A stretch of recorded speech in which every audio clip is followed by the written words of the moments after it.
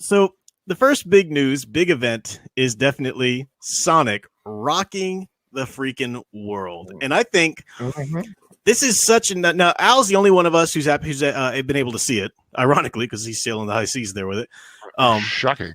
I definitely want to see it. I was hoping to see it this weekend, but it's just so busy. But so I'll get him to give his thoughts on the actual film here in a second. But this really is it's momentous, and for a number of reasons. One, it's just such a win for fans. And if you guys haven't checked it out yet, Nerdrotic, if you haven't seen, or if you're not following his channel, Gary from Nerdrotic does great content, really does.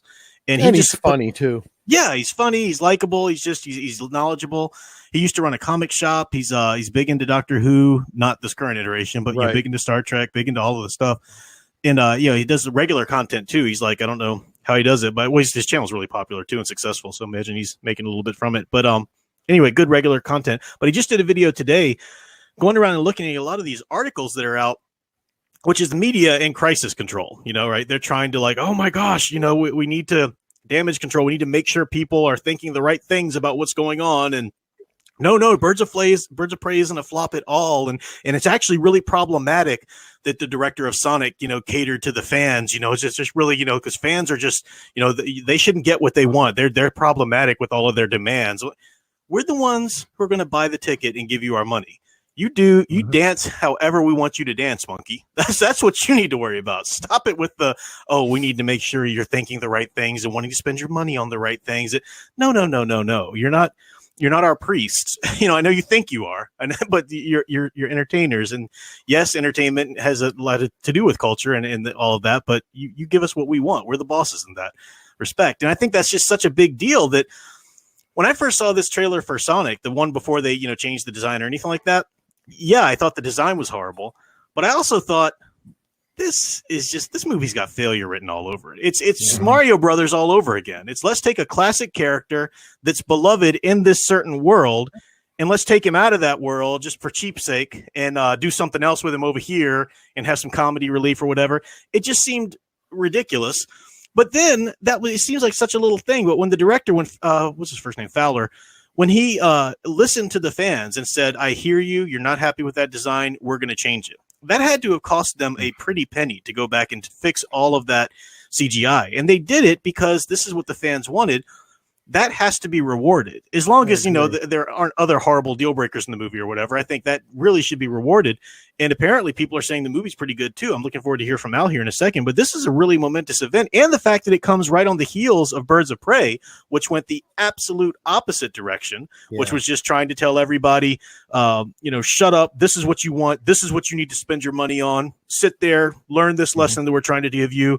Accept this completely altered universe of a take on your characters. Just shut up and take it, and that failed. And boy, that just pisses off the media. And I do think that it's appropriate when you see two things that are similar that can be compared and contrasted to go ahead and make that comparison. Both are taken from earlier animated properties, one being comic, the other being video game, but they are beloved by people. They do have kind of stories in and of themselves that can be developed, whole cloth.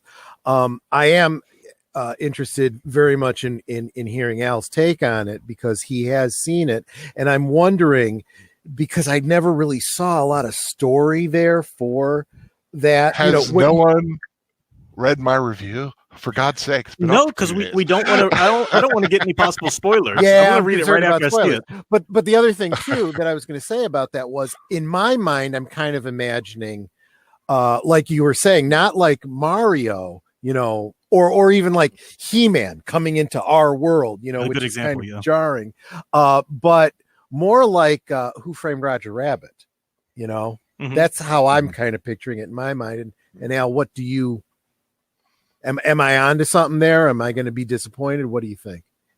I think this was one of the most charming little mixtures of animated and live action. I never thought about it before with the whole Roger Rabbit comparison, but I can see that a little bit. Oh, cool. Okay.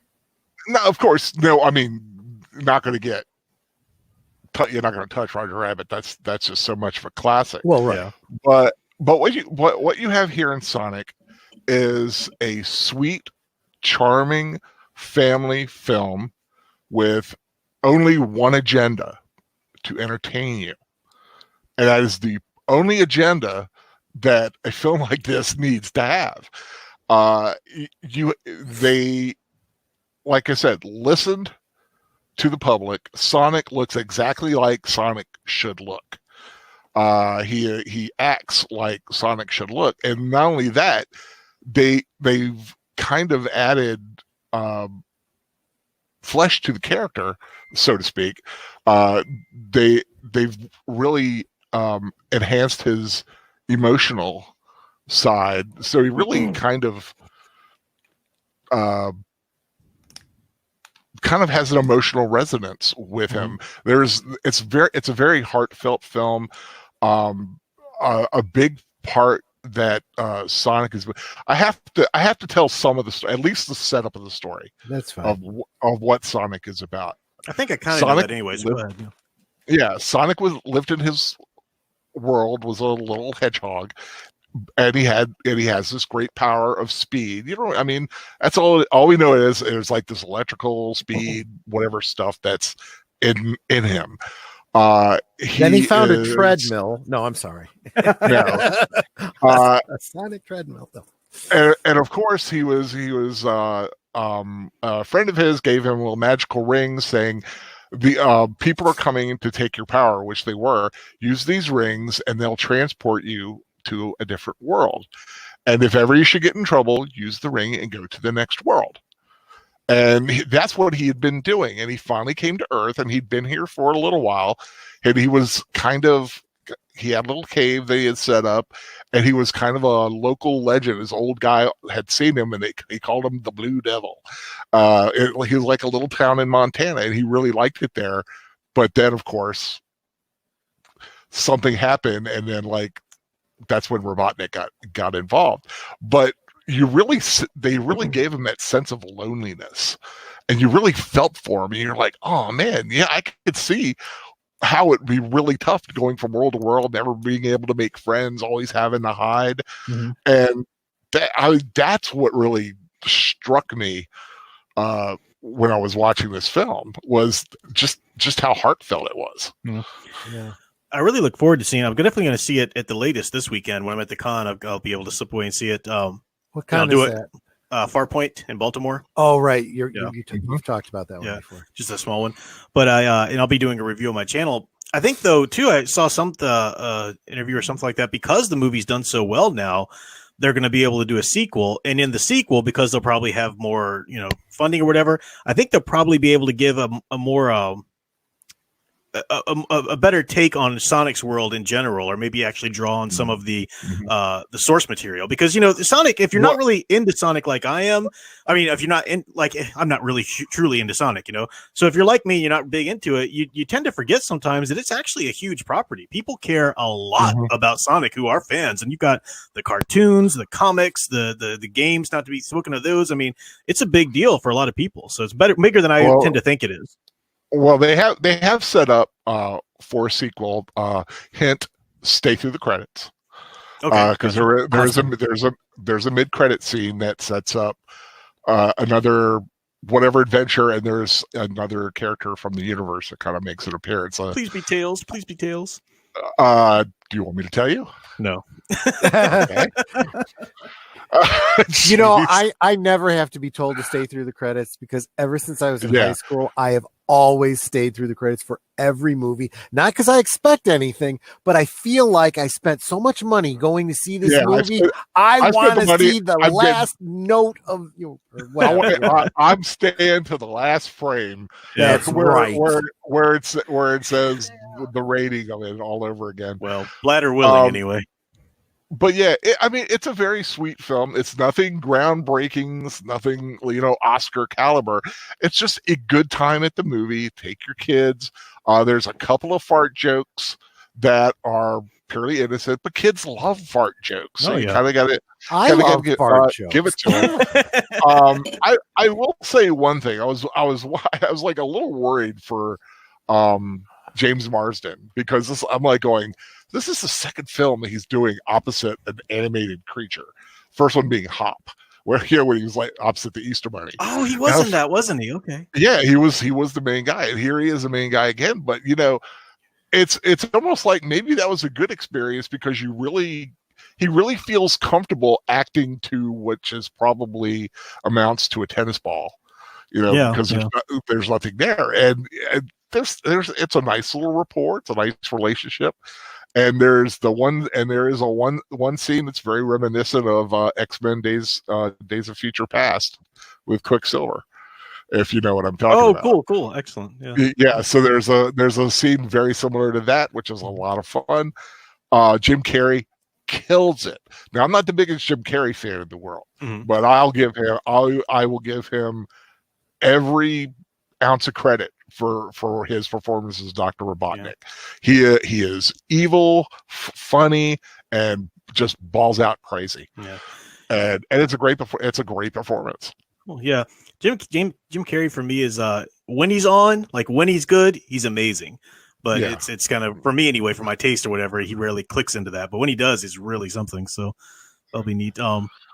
It's actually making me want to go back and look up some of, or like find out which of the Sonic cartoon series were the best ones, or which of the comic series were really good. Because I know some people, or Sonic fans will tell you this is the one, don't touch that one, stuff like that. But it's a cool idea. It's a cool premise, But yes, if you want to get my official review, and it is pretty spoiler free, just drop the link. Big Al's Review-O-Rama, and just learn a few little details, pretty much exactly what I just told you, but just my official review, a couple of what I felt about the actors and action and stuff like that, the effects.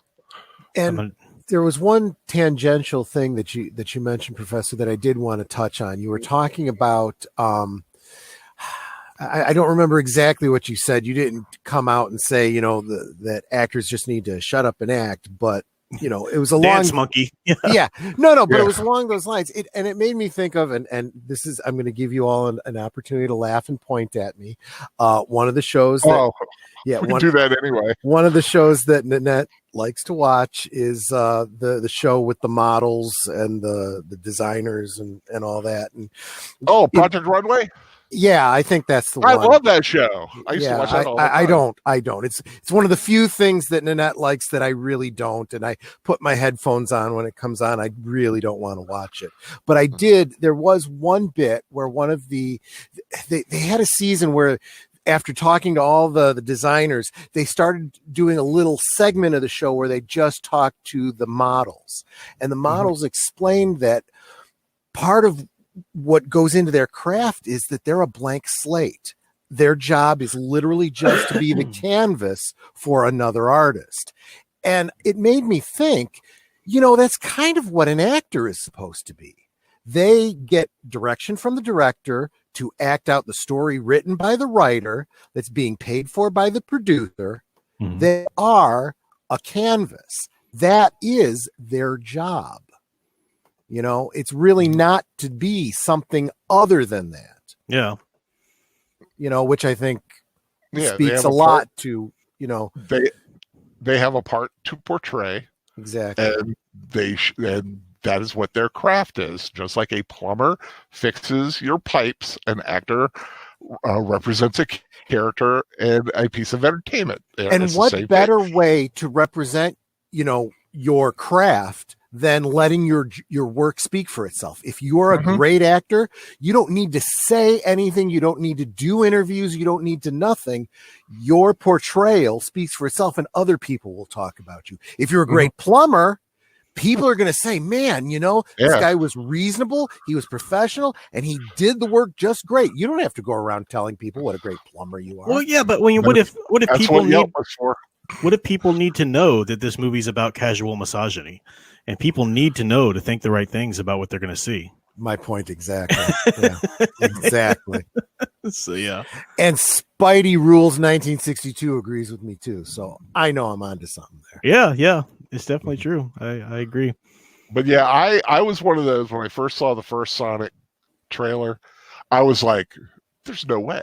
there's no way I want to see this film. Yeah. I'm not a video gamer, and that thing looks horrid. And then I saw the redesign, and it's like, well, at least they listened to the fans.